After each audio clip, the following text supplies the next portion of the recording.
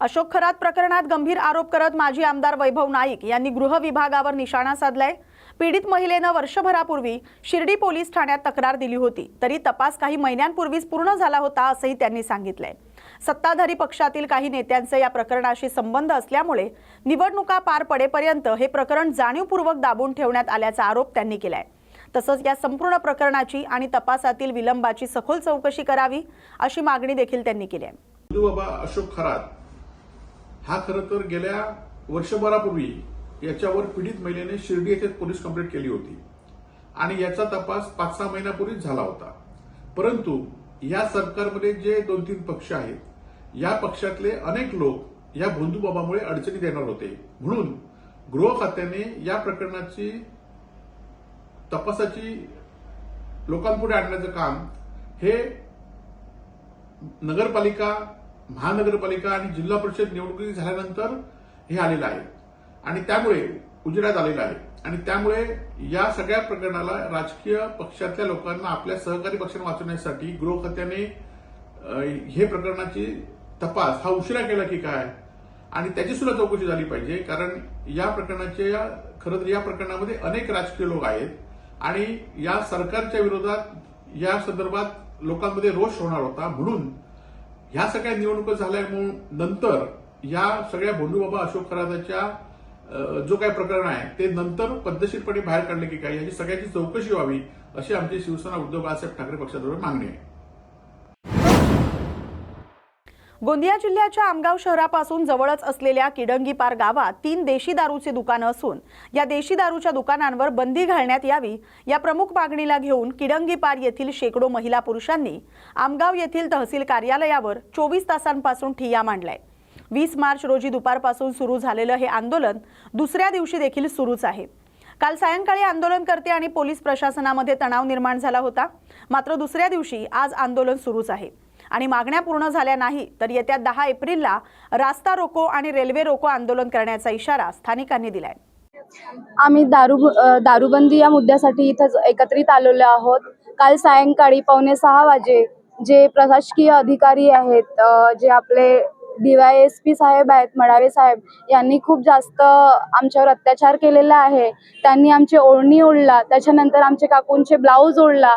हे खूप वाईट आहे। ते एक मेल आहे, त्यांनी फिमेलला हात लावायला नाही पाहिजे होता। त्याच्यानंतर त्यांच्याकडे महिला प्रशासकीय अधिकारी आहेत, त्यांनी आम्हाला केलं असतं तर आम्ही काही बोललो नसतो। तर असं ते आपल्या पदवीचा गैरउपयोग करत आहेत, अशा व्यक्तींना निलंबित करण्यात यावं हे आमची मागणी आहे। त्याच्यानंतर आतापर्यंत आम्हाला 24 तास झालेले आहे आंदोलन करताना, तर आतापर्यंत कोणताही प्रशासकीय अधिकारी आम्हाला भेटायला आलेला नाही आहे आणि काल आम्ही FIR दर्ज करायला सुद्धा गेलो होतो, तर जे ठाणेदार साहेब आहेत, राणे साहेब, त्यांनी आम्हाला दाबण्याचा खूप प्रयत्न केला। ते खूप जोराजोरात ओरडत होते, आम्हाला एक शब्द सुद्धा त्यांनी बोलू दिला नाही। तर आम्ही ते कागद घेऊन रिटर्न आलो। आम्ही तिथं 1.5 तास थांबलं, तरी सुद्धा त्यांनी आम्हाला काहीही रिस्पॉन्स दिला नाही। मग आम्ही इथं आलो पुन्हा। त्याच्यानंतर आतापर्यंत आंदोलन चालत आहे, तरी सुद्धा आम्हाला कोणताही प्रशासकीय अधिकारी भेटायला आलं नाही। आता आमची मागणी पूर्ण नाही झाली तर आम्ही 10 तारखेला रस्ता रोको आंदोलन करणार आणि त्यामध्ये आम्ही आत्मदहन सुद्धा करणार। 16/2 पासून हे आंदोलन सुरू आहे। 16/2ला आम्ही विधिवत पत्रव्यवहार केला संबंधित विभागाला आणि 20 तारखेला आम्ही आंदोलन करणार होतो, दारूबट्टीमध्ये घुसून आम्ही तोडणार होतो। परंतु आम्ही मुळात शांतिप्रिय लोक आहोत आणि आम्ही शासनाला मदत करत आहोत, म्हणून आम्ही आंदोलन न करता दारूबंदी यत्न केला। एक भारत देशाच्या इतिहासामध्ये पहिल्यांदा झाला असेल दारूबंदी यत्न, नाहीतर फारसे लोक यत्न करत नाही।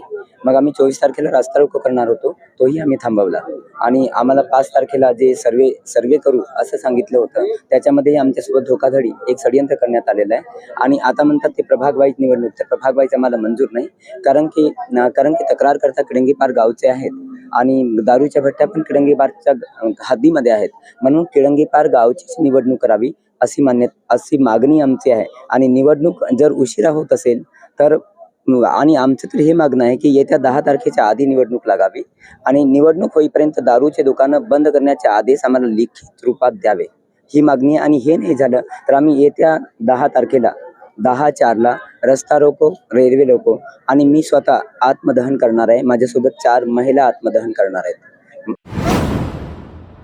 रायगड जिल्ह्यातील बेणसे गावात रमजान ईद उत्साहात साजरी करत सर्व धर्मीय व नागरिकांनी सामाजिक सलोखा आणि ऐक्याचा संदेश दिलाय। जामा मस्जिदमध्ये मुस्लिम बांधवांनी नमाज अदा करून सण साजरा केलाय।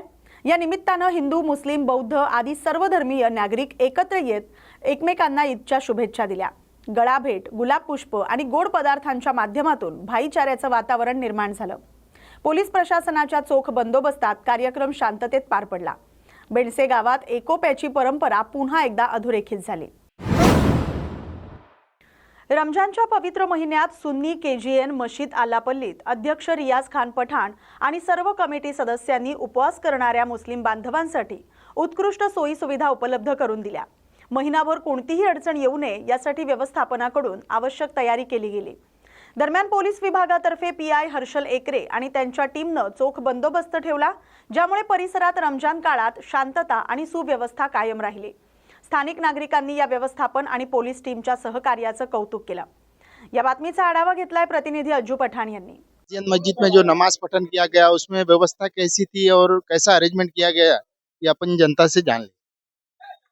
मैं सबसे पहले सभी इमाम को ईद उल फित्र की मुबारकबाद देता हूँ। और हम तो कंपनी से त्रिवेणी से आए हुए थे, मांझ से। इतनी अच्छी व्यवस्था मस्जिद की थी, कमेटी द्वारा इतना अच्छा किया गया था। बाद नमाज ईद उल फित्र के बाद सभी को सेवई की भी व्यवस्था किया गया। बहुत अच्छा व्यवस्था था मस्जिद का। आलापल्ली येथील रमजानच्या पवित्र महिन्यात KGN मस्जिद आलापल्ली येथे नमाजचे पठण करण्यात आले आणि त्यानंतर म्हणजे लोकांना एकमना आलिंगन देऊन त्यांनी या रमजान महिन्याची पवित्र महिन्याचा उत्साह साजरा करण्यात आला। याबद्दल अधिक माहितीसाठी KGN मस्जिदचे सदर रियाज भाई पठाण यांच्याशी आपण काही म्हणजे रमजान महिन्याबद्दल काय काय घडतात हे सगळं सविस्तर जाणून घेऊया। सबसे पहले तो आपको मेरे ओर से और हमारी मस्जिद कमेटी की तरफ से ईद उल फित्र बहुत बहुत मुबारक हो। ये रमजान महीना जो ऐसा पवित्र महीना है जिसके अंदर में एक महीना रोजे रखना, अल्लाह ताला की इबादत करना, 5 टाइम की नमाज पढ़ना, तरावी पढ़ना। तरावी के अंदर में जो 30 दिन पूरा कुरान शरीफ सुनाया जाता है। इसके बाद में सब ये होने के बाद में खुशी का दिन आता है, वो ईद का है। ईद के रोज हमारे यहाँ पर सभी लोग इस ख्वाजा गरीब नवाज मस्जिद में नमाज पढ़े हैं और एक दूसरे को मुबारकबाद दी है। धन्यवाद। न्यूज मराठी 24 अज्जू पठाण, तालुका प्रतिनिधी। श्री क्षेत्र देहूगाव ते पंढरपूर जाणाऱ्या संत तुकाराम महाराजांच्या पालखी सोहळ्याचा अनुभव आता डिजिटल माध्यमातून लहान मुलांपर्यंत पोहोचणार आहे। छोटा वारकरी या अभिनव 3D ॲनिमेशन कॅरेक्टरद्वारे वारकरी परंपरा, संतांची शिकवण आणि महाराष्ट्राची सांस्कृतिक समृद्धी मुलांना रंजक आणि संवादात्मक पद्धतीने समजावली जाणार आहे। या उपक्रमाचं उद्घाटन मुख्यमंत्री देवेंद्र फडणवीस यांनी त्यांच्या वर्षा बंगल्यावर केलं। छोटा वारकरी ही संकल्पना स्वप्नील मोरे यांनी साकारली आहे। त्यांनी गेल्या 15 वर्षांपासून फेसबुक दिंडी, व्हर्च्युअल दिंडी या माध्यमातून वारकरी संप्रदायाचा प्रसार आणि प्रचार करत महत्त्वपूर्ण कार्य केलंय। कार्यक्रमात मुख्यमंत्री यांच्या हस्ते छोटा वारकरी या कॅरेक्टरचं अनावरण करण्यात आलं। या प्रसंगी स्वप्नील मोरे यांचे सुपुत्र वैष्णव आणि कन्या वारी उपस्थित होते, ज्यामुळे कार्यक्रम अधिक भावपूर्ण ठरला। मुख्यमंत्री फडणवीस यांनी उपक्रमाचं कौतुक करत म्हटलंय की छोटा वारकरी माध्यमातून महाराष्ट्राची संस्कृती आणि संतांचे विचार नव्या पिढीपर्यंत प्रभावीपणे पोहोचतील। या उपक्रमामुळे लहान मुलांमध्ये संस्कार, भक्ती आणि आपल्या परंपरेबद्दल अभिमान निर्माण होणार आहे, अशी अपेक्षा व्यक्त करण्यात आली। कन्नड तालुक्यातील मोहरा गावानं टँकर मुक्त बनवण्यासाठी मोठ्या प्रमाणावर वृक्ष लागवड आणि जलसंधारण उपक्रम राबवलेत। सरपंच समाधान गाडेकर यांच्या नेतृत्वाखाली 2025 मध्ये 35 एकर गायरान क्षेत्रात 3,06,000 झाडं रोवली गेली। या मोहिमेत 76 प्रकारची फळझाडं, पर्यावरणपूरक झाडं आणि ऑक्सिजन पार्कसाठी लागवड करण्यात आली। वृक्ष संगोपनासाठी 2 शेततळे, ठिबक सिंचन व्यवस्था आणि तारेचं कुंपण केलं आहे। शेतकऱ्यांच्या सहकार्याने विहीर पुनर्भरण आणि जलतारा प्रकल्प राबवला गेलाय। तहसीलदार विद्याचरण कडवकर यांनी मार्गदर्शन केलं। प्रकल्पामुळे मोहरा गाव भविष्यात देशातील उदाहरणीय पर्यावरणपूरक टँकर मुक्त गाव ठरणार आहे। गेल्या काही दिवसांपासून गॅस सिलेंडरच्या तुटवड्यामुळे अडचणीत सापडलेल्या सिंधुदुर्गमधील हॉटेल व्यावसायिकांना आता मोठा दिलासा मिळण्याची शक्यता निर्माण झाली आहे। जिल्ह्याचे पालकमंत्री आणि प्रशासन यांच्यासोबत झालेल्या सकारात्मक बैठकीनंतर गॅस पुरवठा लवकरच सुरळीत होईल असा विश्वास व्यापारी महासंघानं व्यक्त केलाय. गॅस सिलेंडरच्या कमतरतेमुळे जिल्ह्यातील सुमारे 30% हॉटेल्स सध्या बंद ठेवावी लागलेत. पर्यटन जिल्हा असल्यानं या परिस्थितीचा मोठा परिणाम स्थानिक अर्थव्यवस्थेवर झालाय. सिंधुदुर्ग हा पर्यटन जिल्हा असल्यामुळे इतर जिल्ह्याप्रमाणेच नियम इथं लागू करू नयेत अशी मागणी व्यापाऱ्यांनी बैठकीत मांडली. या पार्श्वभूमीवर पालकमंत्र्यांनी सकारात्मक भूमिका घेत गॅस एजन्सींना व्यावसायिकांना प्राधान्यानं सिलेंडर उपलब्ध करून देण्याच्या सूचना दिल्यात. त्यामुळे येत्या काही दिवसात परिस्थिती पूर्ववत होण्याची शक्यता व्यक्त केली जाते. लोणार तालुक्यातील चिंचोली सांगळे इथं दुपारी सुमारे 3 ते 3:30च्या दरम्यान भीषण आग लागून विठ्ठल लोभाजी कुटे यांचं किराणा दुकान आणि घर पूर्णपणे जळून खाक झालंय. या आगीत आयुष्यभराची कमाई राख झाली असून अंदाजे 15 ते 20 लाख रुपयांचं नुकसान झाल्याची प्राथमिक माहिती मिळते. आग लागल्यानंतर गावातील नागरिक आणि युवकांनी आटोकाट प्रयत्न करून आग विझवण्याचा प्रयत्न केला. अग्निशमन दलाला पाचारण करण्यात आलं होतं, मात्र तोपर्यंत आगीनं रौद्ररूप धारण केल्यानं सर्व साहित्य जळून खाक झालंय. या घटनेमुळे परिसरात हळहळ व्यक्त होते. बाधित कुटुंबावर मोठं आर्थिक संकट कोसळलंय. प्रशासनाकडून मदतीची अपेक्षा व्यक्त केली जाते. या बातमीचा आढावा घेतलाय आमचे प्रतिनिधी रघुनाथ आघाव यांनी. आज लोणार तालुक्यातील चिंचोली सांगळे येथे अतिशय हृदयद्रावक अशी घटना घडली. या ठिकाणी विठ्ठल कुटे यांचं जे आपण बघतोय किराणा दुकान जळून खाक झालंय. या ठिकाणी आपण बघतोय त्यांचं फ्रीज आहे, किराणा सामान असेल आणि पलीकडून ते घर आहे त्यांचं. या घरामध्ये काही शेतमाल सुद्धा आपल्याला दिसतोय. या शेतमालाचं सुद्धा या आगीच्या भक्ष्यस्थानी पडलंय.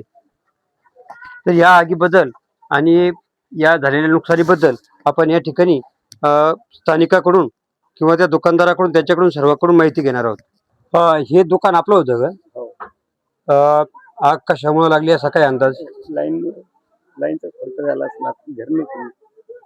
तुमच्या दुकानामध्ये माल काय होता? किराणा, कटलरी, कोल्ड्रिंक, पूर्ण काही माल. आणि तुम्ही जे घर दिसतंय हे पलीकडून तुमचं खरंच आहे? हो, घर. यामध्ये काही शेतमाल होता का? हो, शेतमाल बी नव्हता. माग समोर किराणा होता. आपल्यासोबत येथील काही स्थानिक आहेत, त्यांच्याकडून आपण या आगीविषयी माहिती घेणार आहोत. आम्हाला सांगा, आता ही जी आग लागली होती या अंदाजे किती वाजता लागली होती? ही आग अंदाजे 3:30 वाजता आग लागलेली होती. या आग लागली त्यावेळेस गावातील जे दुकानामधून धूर निघत होता, त्यामुळे गावातील संपूर्ण नागरिक या ठिकाणी धावत पळत आले. या ठिकाणी अनेक युवकांनी अगदी या ठिकाणी म्हणजे या आगीमध्ये रुद्र असा अवतार धरला होता. परंतु गावातील नागरिकांनी युवकांनी या ठिकाणी पाणी करून अग्निशामकाला प्रार्थना केली आणि ही आग आटोक्यात आणली. या आगीच्या भक्ष्यस्थानी हे नुकसान जे झालंय ते अंदाजे किती लाखाचं झालं असेल? या ठिकाणी अंदाजे म्हटलं तर म्हणजे 12 ते 15 लाखाच्या पुढे या ठिकाणी नुकसान झालेलं आहे. कारण या ठिकाणी हे दुकान एवढं होतं की आमच्या संपूर्ण गावामध्ये सगळ्यात मोठं दुकान होतं. या दुकानामध्ये कुठलीही वस्तू मागितली आपण, सुईपासून तर आपण कुठलीही वस्तू मागा, पूर्ण वस्तू या ठिकाणी भेटत होती. तुम्ही म्हणता अग्निशामक दलाला पाचारण केलं होतं. अग्निशामक दलाच्या गाडी किती वाजता आली? म्हणजे किती आग लागल्यानंतर तुम्ही संपर्क केल्यानंतर किती वेळाने या ठिकाणी आली? आम्ही संपर्क केल्यानंतर पाऊण तासानंतर या ठिकाणी अग्निशामक गाडी आलेली आहे. परंतु तोपर्यंत गावावाल्याने सुद्धा ही 80% आटोक्यात आणली होती आणि अग्निशामक आल्यानंतर आग मात्र 100% त्या ठिकाणी थांबलेली होती. पण प्रशासकीय अधिकारी लोकप्रतिनिधी या ठिकाणी कोणी आले होते का? हा, या ठिकाणी लोकप्रतिनिधी म्हणून आमचे संतोष भाऊ आगाव वदरागाव या ठिकाणी आले होते. शिवक्षेत्र मित्र मंडळाचे अध्यक्ष नंदुभाऊ मापरी हे या ठिकाणी आले होते. ॲडव्होकेट शिवाजीराव सानप हे ठिकाणी आले होते. आणि आता स्थानिक आमदार आमच्या इथले पाटील साहेब हे सुद्धा या ठिकाणी येत आहेत.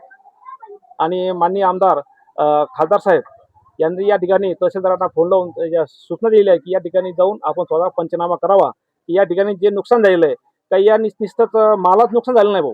या ठिकाणी कॅश रूपात सुद्धा या ठिकाणी भरपूर नुकसान झालेलं आहे. हे होते स्थानिक नागरिक आणि त्यांनी या ठिकाणी झालेल्या नुकसानीचा लेखाजोखाच मांडला. त्यांचं म्हणणं या ठिकाणी काही कॅश होती, शेतातील माल होता आणि किराणा सामान. त्यांच्या म्हणण्यानुसार त्या गावामधील सर्वात मोठं दुकान म्हणजे या ठिकाणी साहित्य पुरवलं जात होतं. आणि या ठिकाणी अनेक लोकप्रतिनिधींनी भेटी दिल्यात आणि माननीय तहसीलदार साहेब या ठिकाणी येत आहेत अशी सुद्धा माहिती मिळते. तर आता या त्यांच्या नुकसानीचा प्रशासन काय दखल घेत आहे आणि काय सहकार्य करतंय हे आता आपण समोर बघणारच आहोत. रघुनाथ आगाव, न्यूज मराठी 24/7 साठी लोणार, बुलढाणा. या बातमीसोबतच बातम्या गावाकडच्या मध्ये आता इथेच थांबतोय. अशाच महत्त्वाच्या बातम्यांसाठी पाहत राहा न्यूज मराठी 24/7. नवा भारत, नवा विचार.